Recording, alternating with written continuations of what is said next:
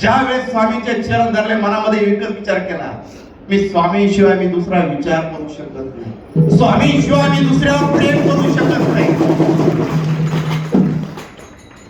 माझ्यामुळे तुम्ही दुःखी झाला असाल, माझा खूप प्रश्न होता.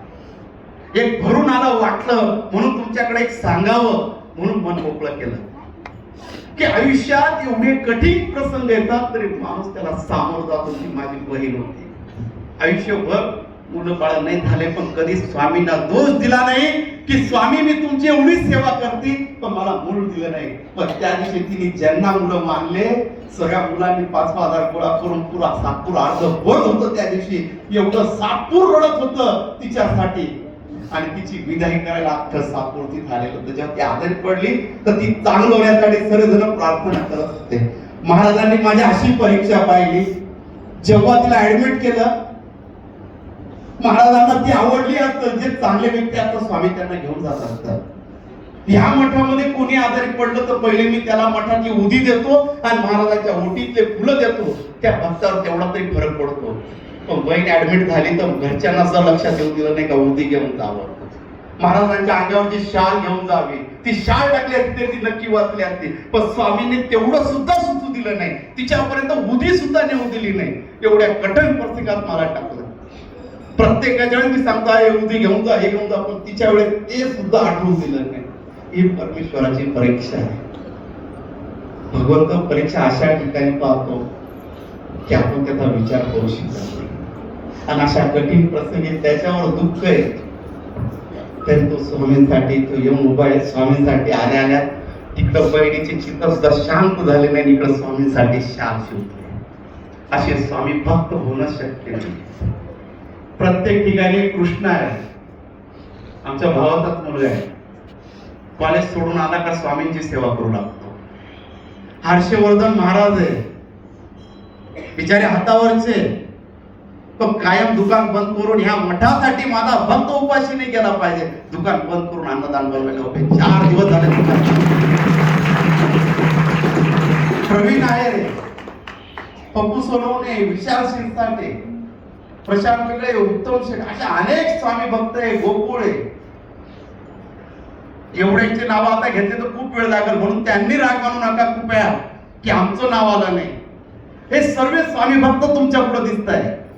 हे माझ्या पाठीशी उभा आहे म्हणून मी इथे उभा तुमच्या पुढे प्रवचन करू शकतो. ही शक्ती माझे स्वामी भक्त आहे. यांच्यामुळे हा मठ दिसतोय. मी तुमच्या पुढे तो 2 शब्द हिरो सारखा बोलून जातो. तुम्हाला वाटतं हा सर्व, मी सर्व नाही.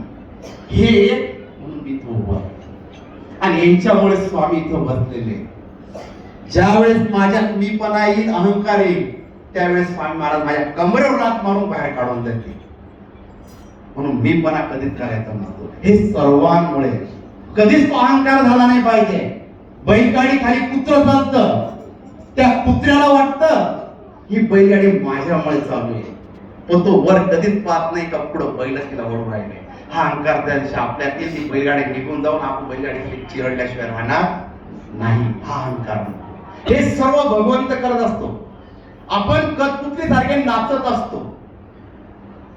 या स्वामी भक्तांची जी तळमळ आहे ही तुमच्यापर्यंत पोहोचावी. प्रत्येकाने स्वामी भक्त व्हावं ही माझी इच्छा आहे. प्रत्येकाचा घरचा एक एक माणूस हा स्वामींना जोडल्या जावा, मठासाठी जोडल्या जावा म्हणून प्रयत्न चालू आहे. मला जीवनात काहीच नकोय, फक्त स्वामी भक्त व्हा, स्वामींचं नामस्मरण द्या, बस. आयुष्यामध्ये तेच फक्त मला हवंय, दुसरं काहीच नकोय. कृष्णाचार्य स्वामीच्या समोर होते. स्वामी केव्हा डोळे उघडतील हे ते त्यांच्याकडे बघत होते. पण स्वामी काही डोळे उघडत नव्हते. कृष्णाचार्य त्यांची वाट पाहत होते की मला कुण स्वामींच्या दर्शनाला जायचंय. स्वामी महाराज बघायला तयार नव्हते, फक्त स्मित असे हसत होते.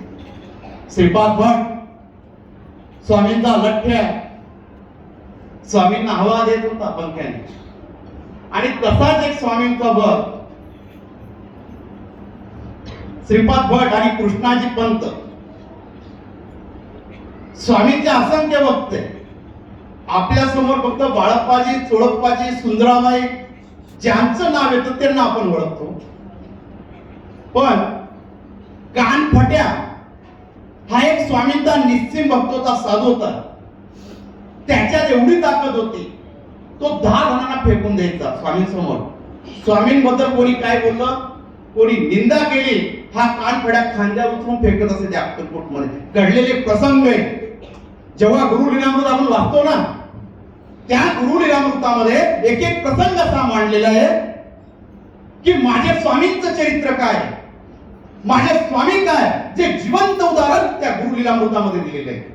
हा कानपट्या स्वामींसमोर उलटा कधीच चाललेला नाहीये. तो स्वामींकडे चेहरा ठेवायचा, उलटा चालत जायचा. कायम त्याचा चेहरा हा स्वामींजवळ असायचा. स्वामी पलंगावर बसले असते आणि स्वामींना पुढे जायचं असतं, तो पूर्ण पलंग आपल्या खांद्यावर आता वाकून सनी घेऊन जायचा स्वामींना. हा कानपट्या होता, एवढी स्वामींवर भक्ती होती त्याची. हा स्वामींवर इतकं प्रेम होतं, हा स्वामींची विष्ठा खात असे. स्वामी जिथं विष्ठा करत असे ती विष्ठा हा कानपट्या खात असे. एवढी भक्ती, एवढं प्रेम त्याचं हे स्वामींवर होतं. हा कानपट्या कधी कधी स्वामींबद्दल सुंदराबाई काय बोलायची, तिच्या तलवार घेऊन उठणारा हा कानपट्या होता. तिथं ज्या वेळेस स्वामींना देहत्याग करायचा होता, त्यावेळेस असंख्य स्वामी भक्त स्वामींच्या समोर बसले होते आणि 2-3 स्वामी भक्त काय बोलले होते, हा तलवार घेऊन त्याच्या मुंडक्या कापायला गेला होता. अंगावर तलवारीचे वार केले त्या कानपट्याने. त्याला तुरुंगात डालण्यात आलं होतं.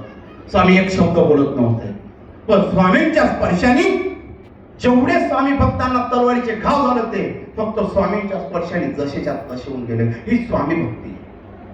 तसे हे कृष्णाचार्य बघत असताना कुळदेवीचं दर्शन व्हावं अशी त्यांची इच्छा होती. स्वामी महाराज मनातून मंद असत होते आणि कृष्णाची पंतांची मनापासून इच्छा झाली होती, मला कुळदेवीला जायचंय, मला कुळदेवीचं दर्शन झालं पाहिजे, म्हणून इथून लवकर निघावं, स्वामींनी डोळे उघडावे, माझ्याकडे बघावं आणि मी निघावं. ही कृष्णाची पंत कृष्णाचार्य त्यांच्या समोर बसून विनंती करत होते, पण स्वामी काही बघितल्या डोळा उघडत नव्हते. कृष्णाजी पंतांना वेळ होत चालला आणि कृष्णाजी पंतांनी डोळे मिटले. डोळे मिटल्यावर एक अशी घटना घडली त्या ठिकाणी, एक असा चमत्कार झाला. जेव्हा कृष्णाजी पंत डोळे उघडताय तर स्वामी महाराज कुलदेवीच्या दर्शनामध्ये येत आहे. कुलदेवतेचा अवतार स्वामी महाराजांचा अवतार, त्यासाठी टाळ्या जोरजोरात झाल्या पाहिजे. पहिलं दर्शन स्वामी महाराजांनी कुलदेवीच्या दर्शनामध्ये कृष्णाजी पंतांना त्या ठिकाणी दिलं. कुलदेवीचं दर्शन दिलं. कृष्णाजी पंतांनी डोळे उघडले आणि कुलदेवीच्या दर्शनामध्ये स्वामींना बघताय, माझी कुलदैवत माझ्या समोर बसलेले.